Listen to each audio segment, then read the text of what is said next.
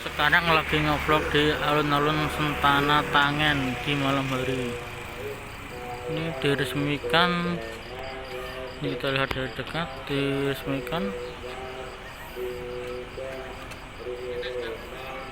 kurang dekat pemerintah Kabupaten Sragen, Kecamatan Tangen, Desa Katean, Pembangunan Taman Alun Tangen, Bupati Yuniskowati ini.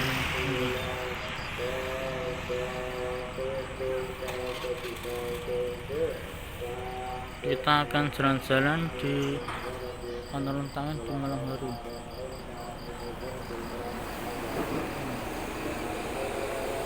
Alun Tangen di malam hari. Banyak pedagang di pinggir jalan. Sebelahnya ada pom bensin. Sebelahnya ada distro.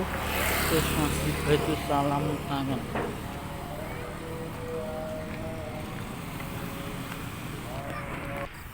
Kita akan naik di tangga. Kita lihat dari atas alun Tangen.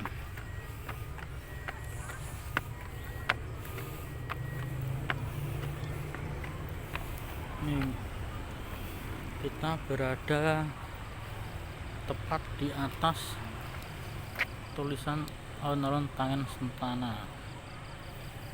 Nih, kecamatannya. Itu kantor polisi Resor Sragen sektor Tangen polisi. Untuk polisi itu ini kecamatan.